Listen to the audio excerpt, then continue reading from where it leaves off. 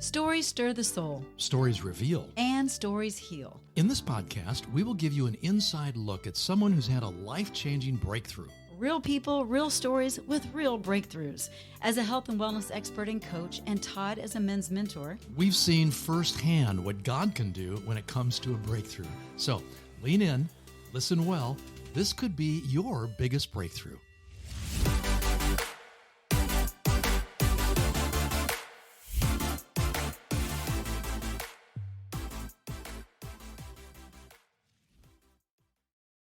Hey there, and welcome to Your Biggest Breakthrough. I'm Wendy Pett. I'm Todd Isberner. And we are so excited to be here with you today. We've got a great show. We always have great shows. I know, right? But today is way up on top.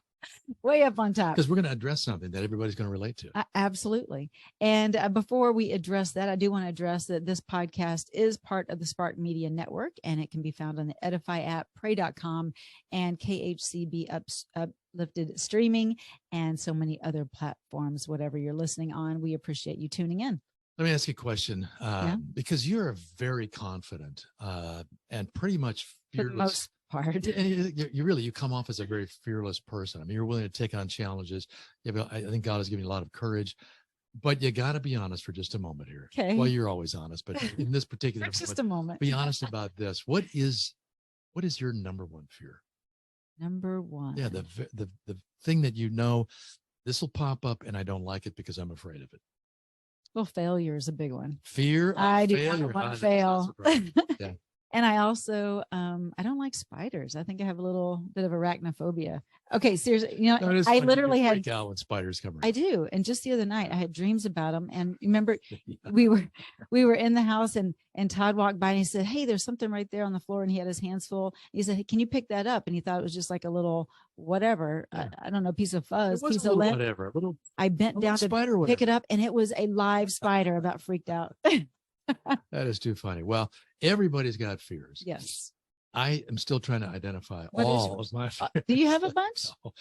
No, I would say probably for me, the fear that surfaces more to the top is, I'm not trying to copy you, but it's the same area. You are copying. I mean, I really don't want to fail in anything. That's kind of stupid because I want to fail in something, but I don't like it. So I'm a little bit afraid of it. I'll back away from it. But here's what's really cool. What? Today's guest, I'm calling him the fear hunter. Ooh, I like that. Justin the Maina. Fear hunter. Yeah, because he has been addressing this in his own life and in the lives of others now for quite a while. And he has got some insights that God has given him that you'll want to really pay close attention. If there's anything at all that you fear, guess what? By the end of this podcast, you will not fear it. We will not fear failure. It'll be great. So Justin is an American Ninja Warrior athlete.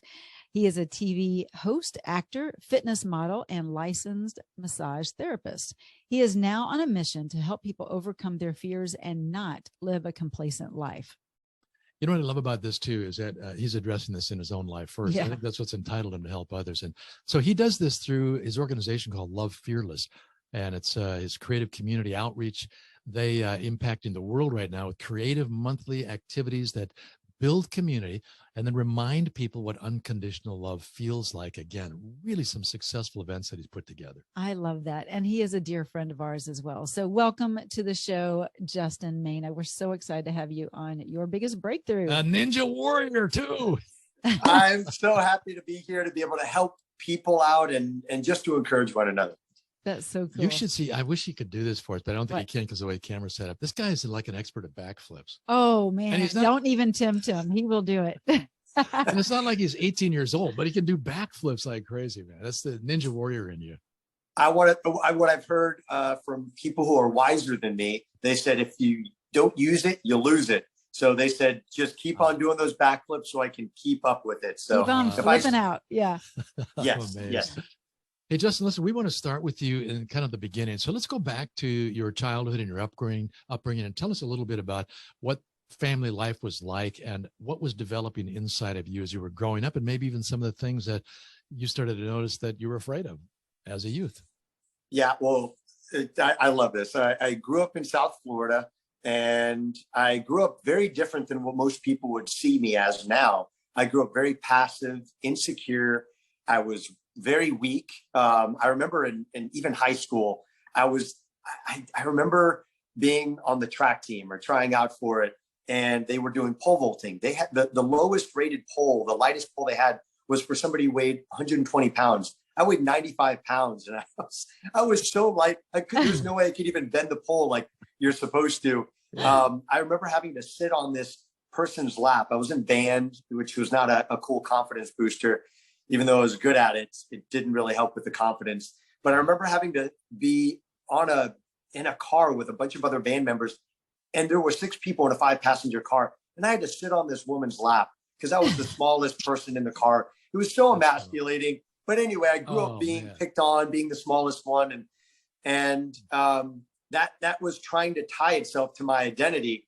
And it was through a lot of encouragement from other people and the way I interpreted God's view on me that helped shape me into who I am today. But I grew up, being in school and growing up and going to church week to week, but it wasn't really practiced in my everyday life. I didn't really see, I love my parents, and they've actually grown in their faith like so much more after I left the house, but they tried to instill in me, a good Christian upbringing, but I never really saw the home groups at home or, much other than, praying at the table and going to church once a week.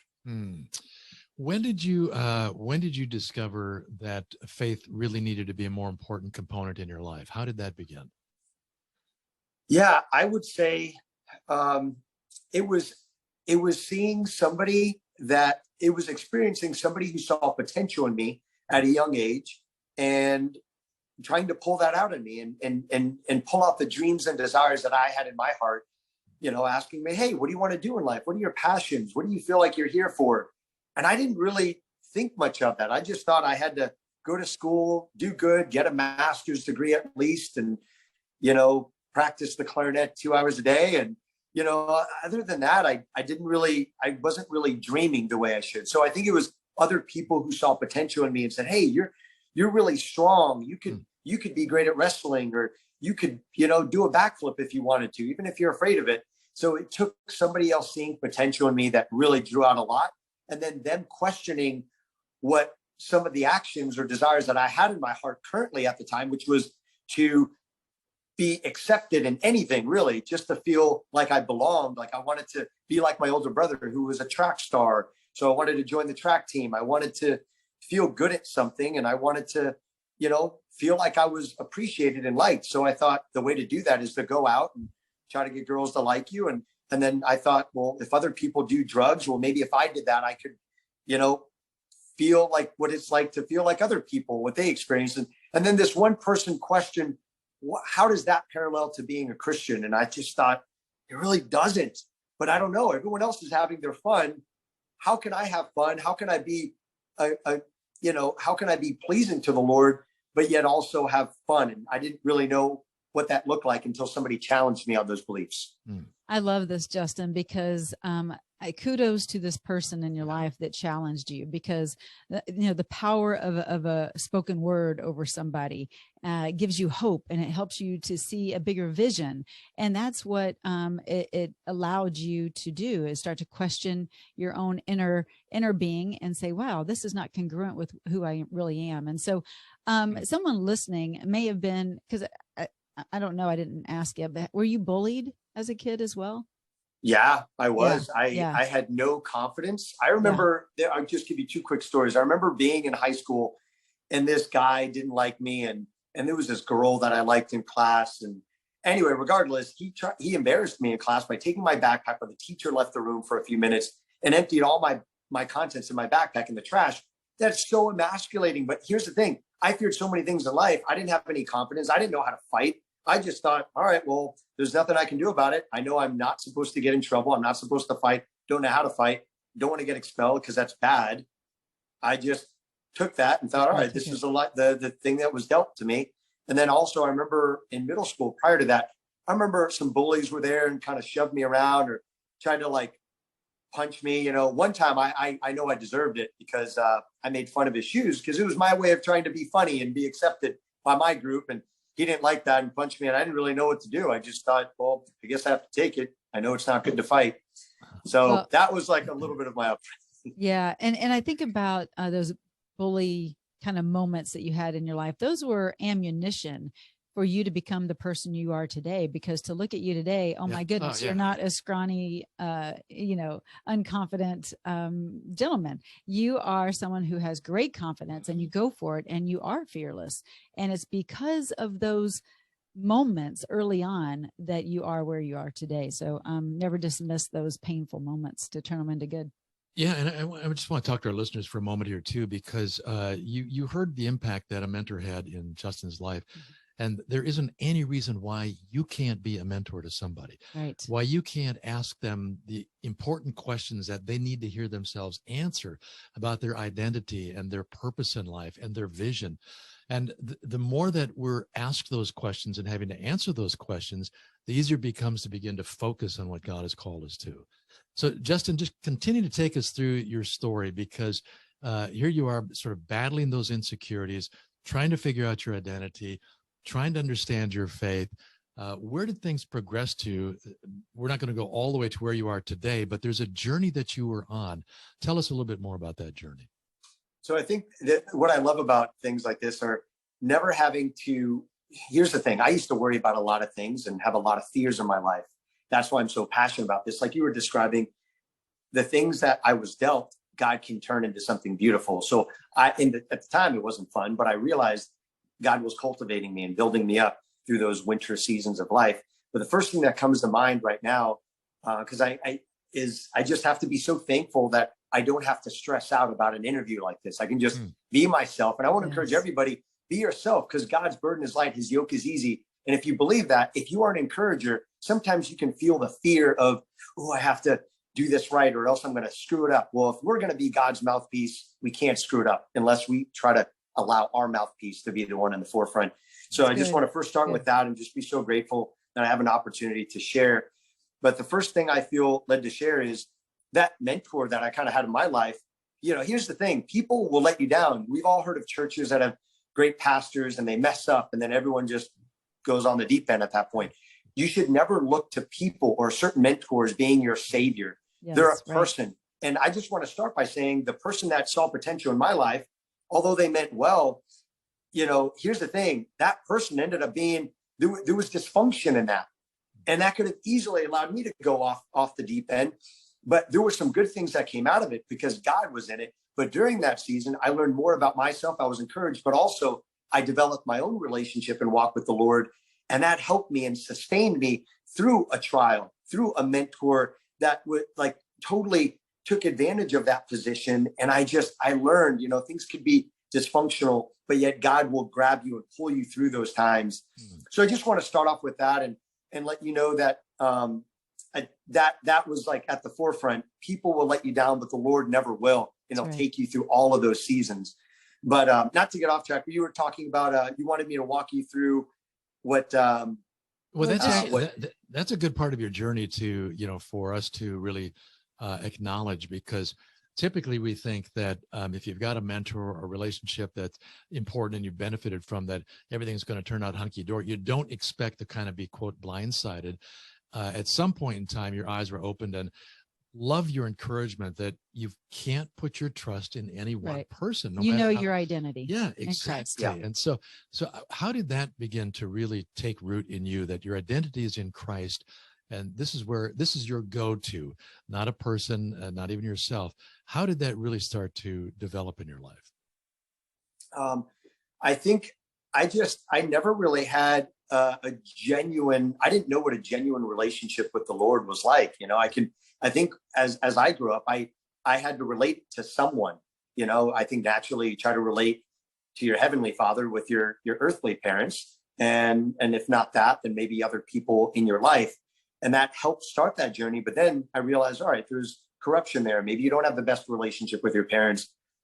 Is that the way God loves us? It doesn't line up with what the Bible says. So what does that look like? So I started just figuring it out. How do I deal with failure? How do I deal with shame and guilt and being an imperfect person? And I started figuring it out. And I realized that God is such a loving God, and he's beyond, he really is perfect, and he's so unconditionally loving, and no person is going to perfectly emulate that.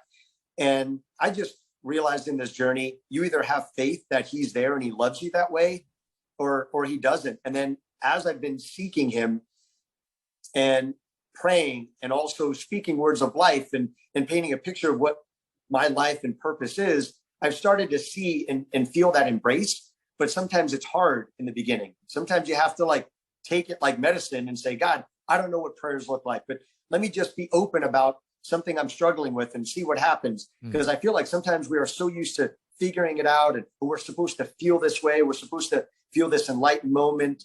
And sometimes you don't have that. Sometimes it's just, you have to be at rock bottom. You have to just say, God, I don't know what's going on. And then God will, the most impactful moments I've actually had with God is when things have gone totally wrong. I don't deserve it. And then I'm like, just literally totally vulnerable and say, God, I don't know what the heck's going on. And then I really feel his embrace. And it's a personal thing. My story is going to be very different than anyone else's. And that's what's so cool, because God wants to have a very personal connection and story with you. So if you feel like you have a very unique story, that's great. And if you feel like you're all alone, it's great, because God wants you to feel so unique and loved. And maybe you just haven't had that yet. So yeah, that is so good. Don't you love that? I mean, faith is just so, well, you've got an incredible faith. For yeah, as long as we've known you, it's just this beautiful childlike faith. Because you're vulnerable. I love that. It's honestly, you're speaking to me right now, and I know lots of others. And that is, you just got to be honest with God. You can't pretend. He knows everything anyhow.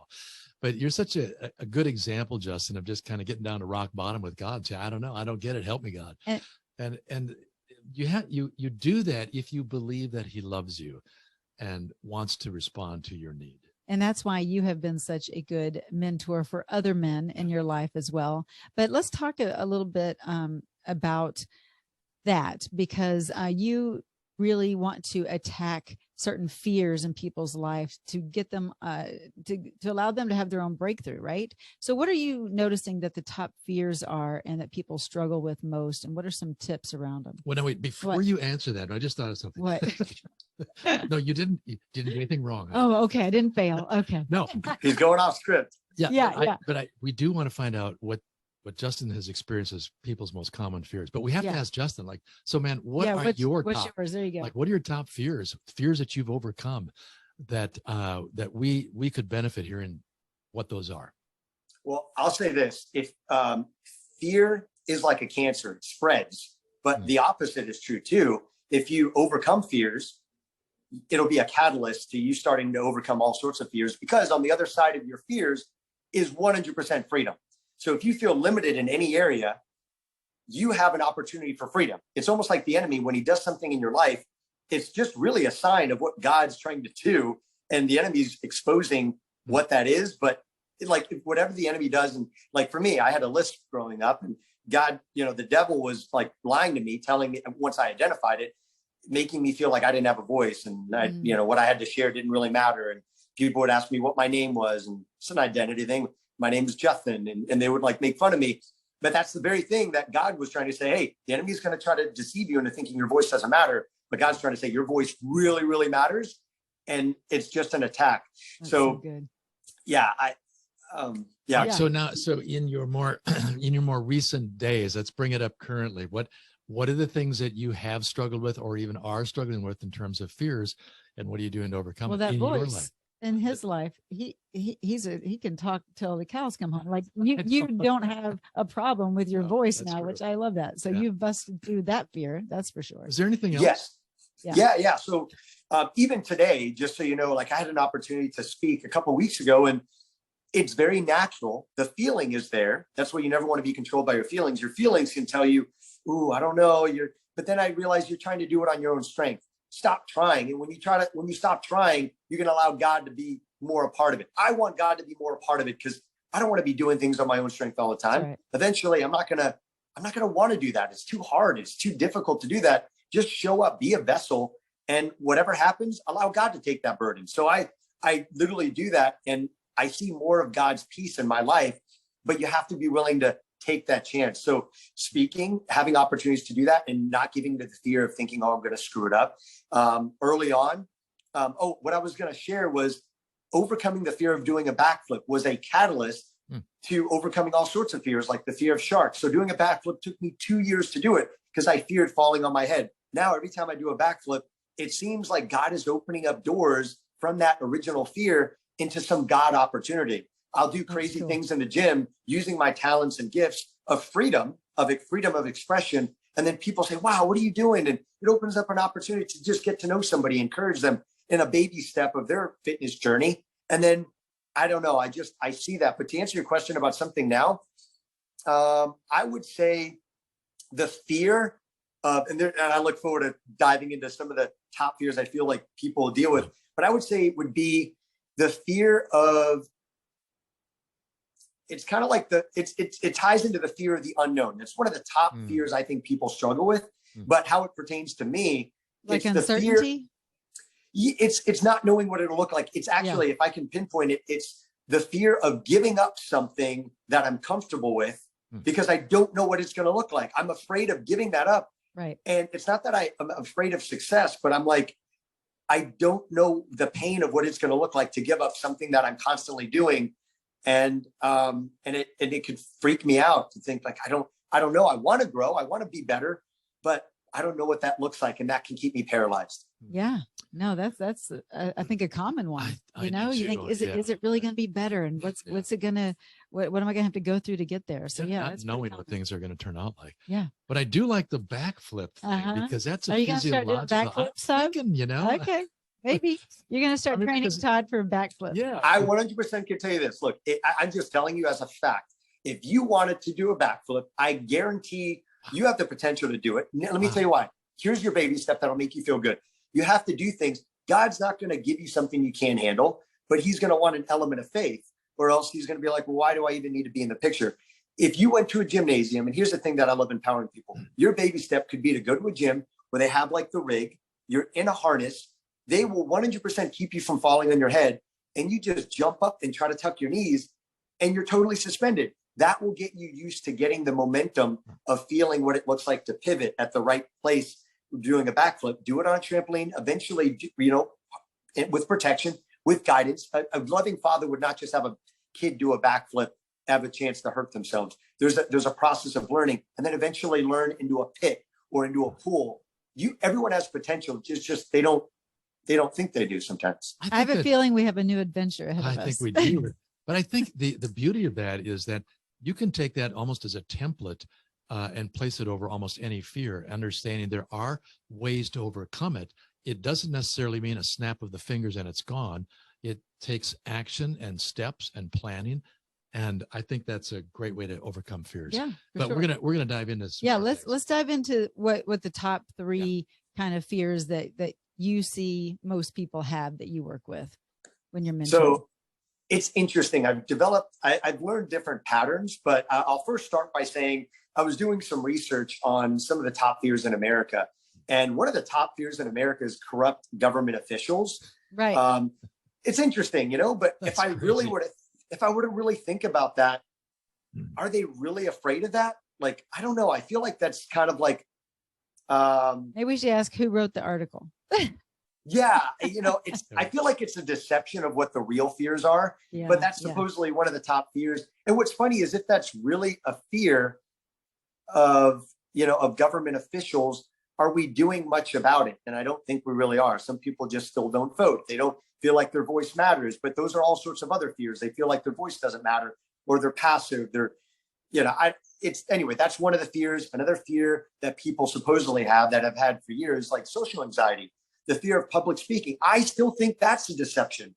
There's no way that somebody, in my opinion, fears public speaking over dying. I understand what they mean by that. There's more anxiety about, getting up in front of somebody and people pleasing than maybe when your time comes, your time comes. But at the end of the day, if you had a choice between what to give into, you'd most likely say what you have to say rather than say, all right, I'll die. I'll choose that rather than public speaking. But how ironic though, is it that that people say you're afraid of public speaking, and yet I don't know. I think that's why maybe COVID wasn't that bad for people. They put a mask and they're like, well, I don't have to worry about speaking in front of people. My voice is silent. It doesn't really matter. So I guess I'm okay with this. So it's almost as if it was, like you can capitalize on people's fears and take advantage of them in a way. Exactly. Because they're not going to speak up. That's Well, right. you've been working with people, I mean, yourself primarily, and then others around you that God has brought into your pathway to help them, number one, identify what their fears are, and then to help them break through those fears. So in your experience, what have you seen that's kind of more common? You know, forget about what the surveys show, because all that stuff is kind of twisted around anyhow. But just from your With experience, the guys you work with. yeah, well, guys and gals Mm-hmm. that you encounter who have got fears that you know can be overcome. Yeah, I would say that the fear of the unknown, I think, is a really big one. And I think it tests you. There's a lot of fears that go under that category. Like in relationships, a lot of guys would be afraid of approaching women. I was just talking with a woman yesterday, and I said, what are the things that bug you most about relationships? She said, well, a guy will never come up to me and ask me, out. They don't want to get shut down, or the fear of rejection, I think, is under the fear of the unknown, because it comes down to, that just comes down to just not, like, the fear of failure, like, oh man, I failed that, I guess I'm rejected. I guess I'm not good enough. And kind of some pride and ego with it too, right? Like I think, they just don't guys really have that pride and ego. You don't want to be shut down.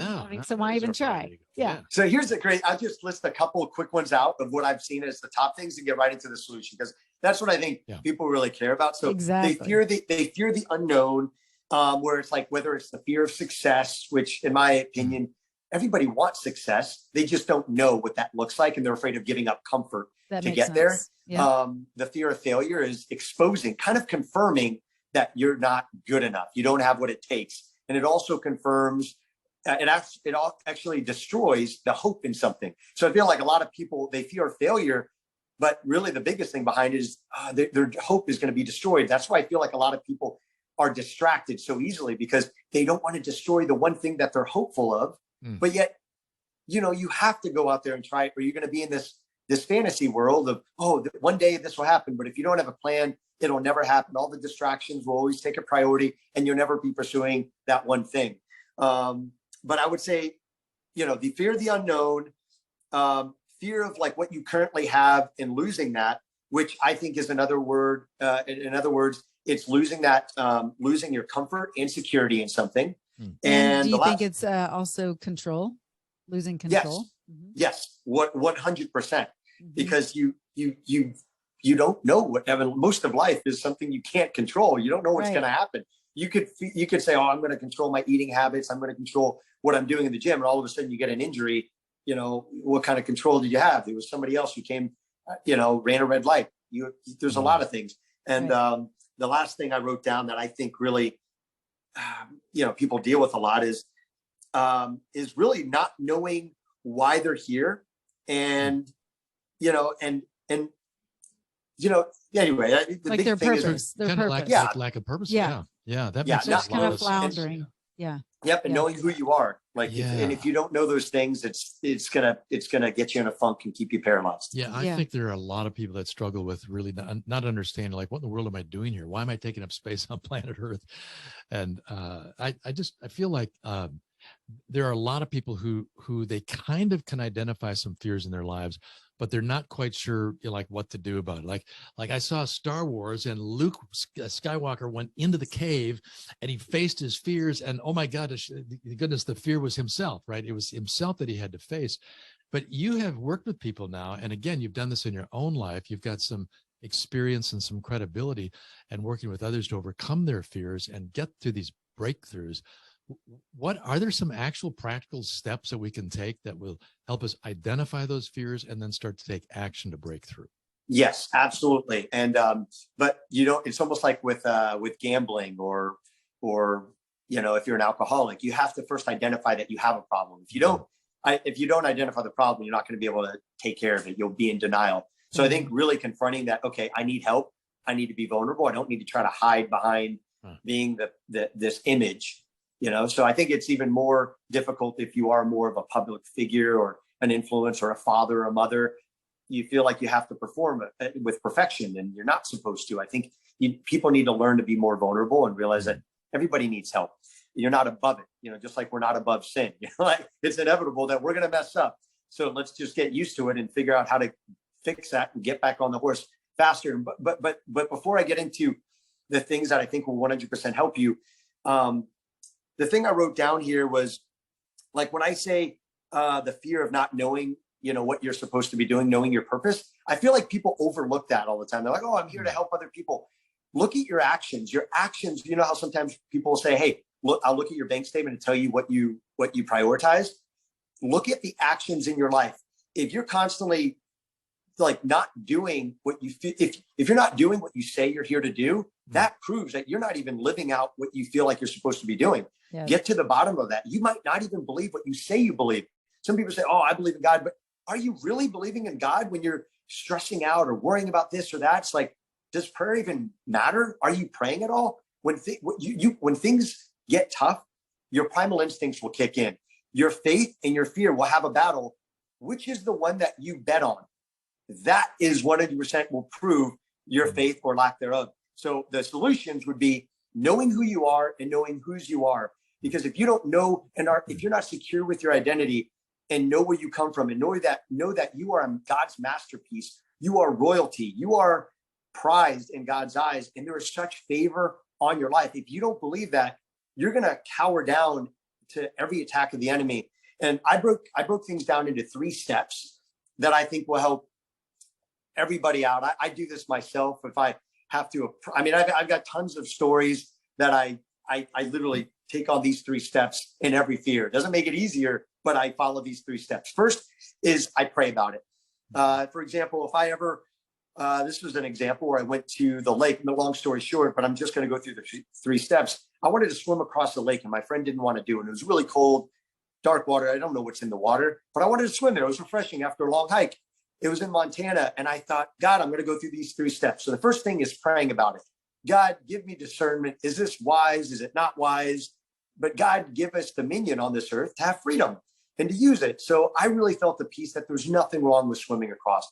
It's not like there's gators there, you know, who knows what's sea monster going to swallow you up. Yeah. You know, that's false evidence appearing real. You know, these are from books.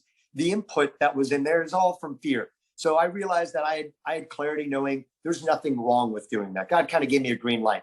The next step is to be able to speak life immediately into it. Do not allow fear to creep in, because it'll creep in and make you justify the fear. Because sometimes God will ask you to do something that you'll have every excuse in the world not to do. Oh, my life. I don't want to move to a third world country. God asked you to do it. Would you be willing to do it? Life is dangerous. So speak words of life into it. If you know you have a peace about it, immediately, you have like 5 seconds, I think, to start speaking life, or the enemy is going to want to worm and convince you to be safe. Well, trusting God is not safe. So speak words of life. And by the way, your body, like scientifically, your body doesn't know the difference between like fear and excitement. Your body has the same reaction. You get sweaty, you get nervous, your heart starts to race. Speak words of life into that situation. You start getting your brain to start getting excited about it rather than nervous. So I'll just start saying, God, you've given me not a spirit of fear, but of power, love, and of a sound mind. God, I am a victor in this. God, you've allowed me to be an overcomer in this. God, when you're with me, who can be against me? I start speaking all those things and said, God, I'm like, thank you, God, for empowering me. I am loved and valued by you, Jesus. Thank you that if I walk through the shadow of death, like you're there with me. So I start speaking words of life into that situation. The power of the tongue is life or death. Now, so I'll stop there. If I recall, because I wasn't there, but when Todd and you did the upgrade your human, I believe you were the one that was speaking life over that competition. Yeah, it's true. And that's what got you guys going. We didn't even know. It looked like a long shot that we were going to win. I mean, for sure. So just a little context. We were in a competition and we had several others on our team. And I was the oldest, and my fear was that I just was not going to be able to finish this thing, much less win the thing.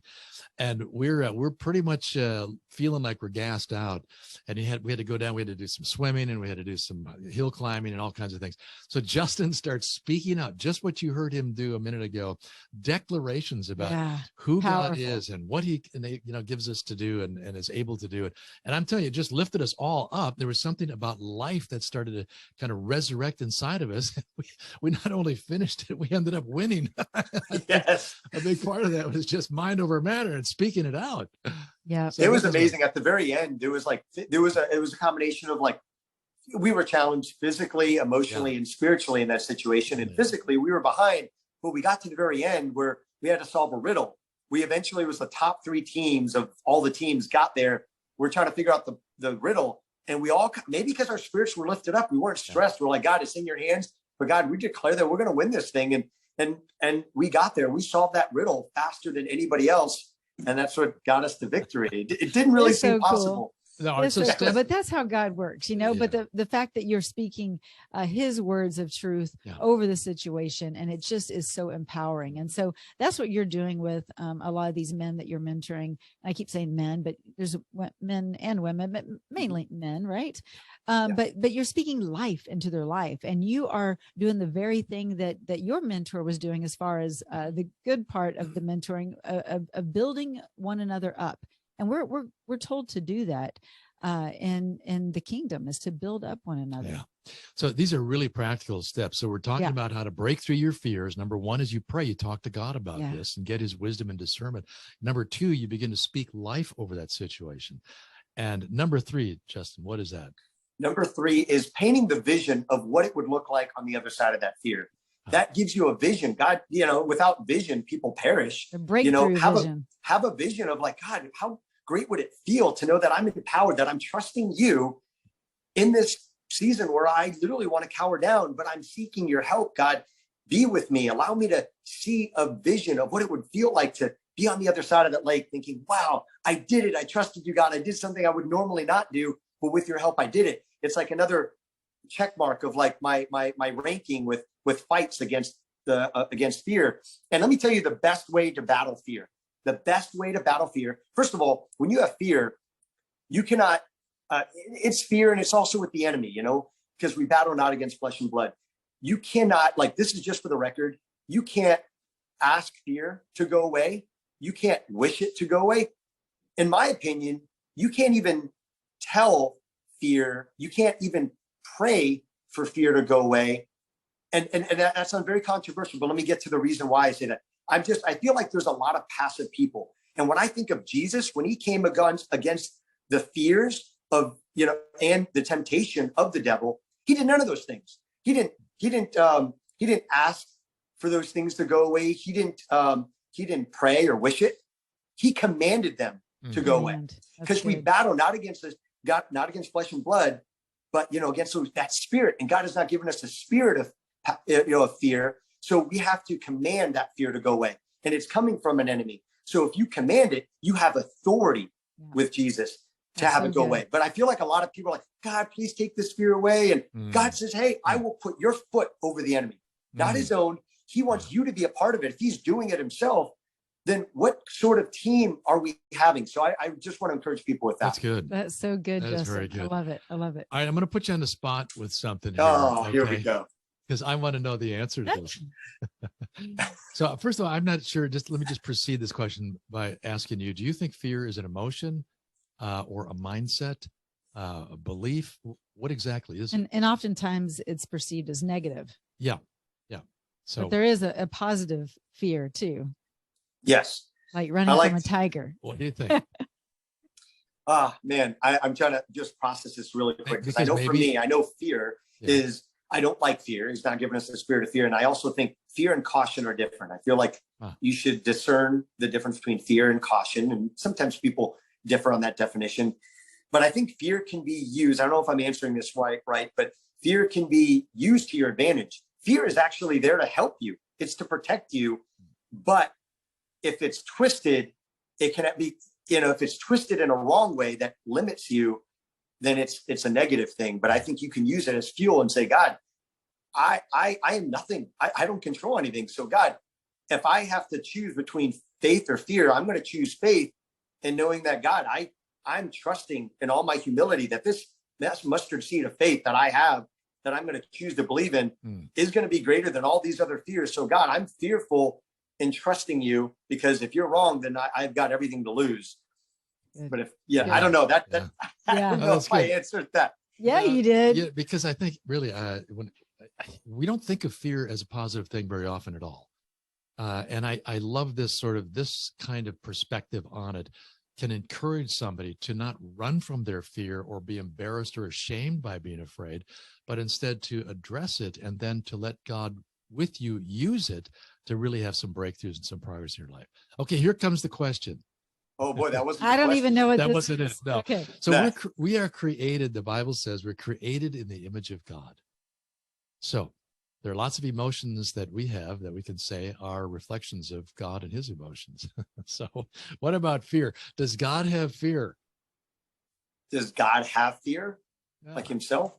Yeah.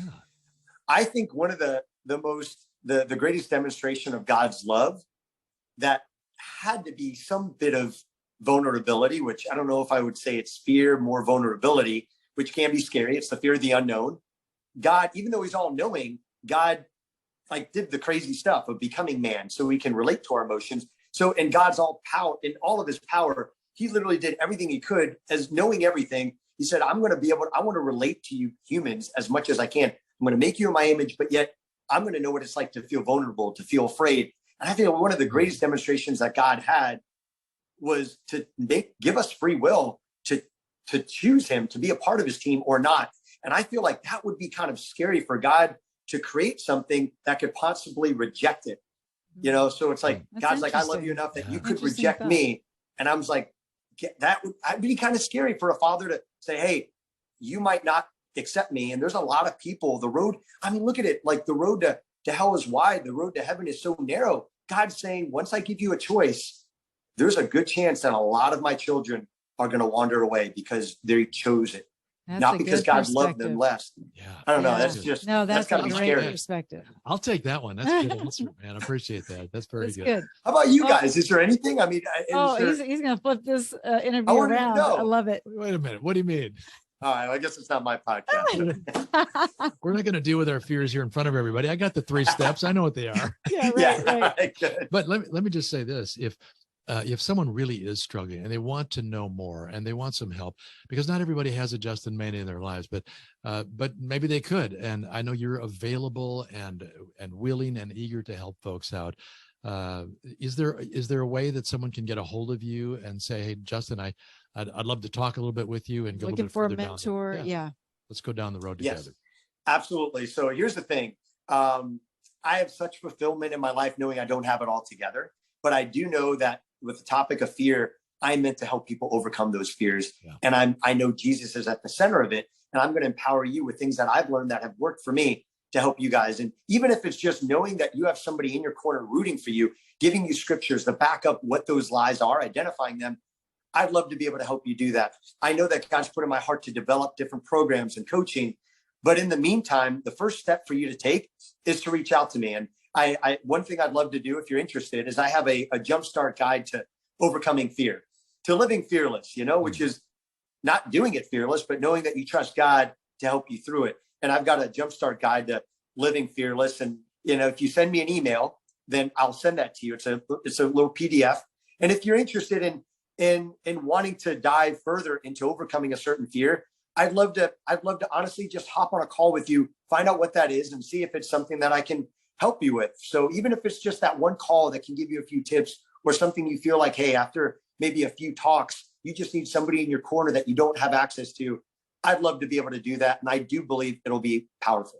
That's so good. And Justin's email is justinmaina@gmail.com. We'll put that in the show notes, but it's justinmaina@gmail.com. Yeah, easy enough. I'm telling you, that's a wonderful offer too, man, to be able to just directly email you and ask for that jumpstart guide. I think that's phenomenal. And then if they want to go further, you guys can interact together and see where God takes it. Doing that actually takes courage. And so maybe someone's a little afraid to email you, just even, listening to this podcast. Get over your fear and email Justin. If what? Get over your fear. That's right. And then also look at the YouTube version, because you look at that face and you're going to say, oh, I got nothing to be afraid of. Look at that guy. And here's the thing. I want to help you out. Yes, I want to. Yeah. No fear. If you're afraid of people, if you're a people pleaser, that's a fear. Like I genuinely look forward to helping people out. It's like, would you not go to the doctor if you were sick? get over it, realize you need help. And I've walked through this. I live it every day of my life to the best of my ability. And you have an opportunity right now to take advantage of it. Don't let that go. And I guarantee you there'll be something amazing and fruitful that comes from it. Mm-hmm. And so just don't let that go. It's your choice. Yeah. I love it. We adore you, Justin. Thank you for being on the podcast. This is great. Yeah, we've had a chance to know Justin for about a year now. Yeah. We've become really good friends. Justin and I have worked a little bit together in mentoring men. And I just want everybody to know he's the real deal. Yes, he is. And if you want to get a little further down the road in your life with some real breakthroughs, some real progress, this is the man you need to connect with. Yes. So cool. Justin, thank you for sharing about how to bust through fears and how to be fearless, because you are a fear hunter. And I love that title. So bless you, my friend. Thanks for hopping on Your Biggest Breakthrough. Thank you, guys. It was an honor to be here, and just look forward to seeing you guys in the future. And thank you guys for listening. Soon, brother, soon. Thanks so okay, much. Take care. Blessings. See ya. All right. Thank you all for tuning in to this episode of Your Biggest Breakthrough. We have so many different topics that we share about, and there are so many breakthrough opportunities and so many different stories. And Justin has a similar story for a lot of people out there that are dealing with fears. I love how vulnerable and honest he is. He will tell you straight up. And the thing is, he doesn't just put the fear aside and decide to deal with it later. No, again, knowing him the pastor, he'll just take it and he'll get it resolved. And these 3 steps are really exactly what he applies in his life. I just think that if you're dealing with anything at all in that regard, and you really want to know, how do I break through this? He'd be a good one to connect with. Yeah. And again, go to justinmaina@gmail.com. But thank you so much for tuning in to this episode of Your Biggest Breakthrough. We'll catch you next week. Be blessed. Head on over to yourbiggestbreakthrough.com, where you'll find some free resources and information and a place where you can comment, and we would love to dialogue with you there. So thanks so much for tuning in, and we'll see you next time.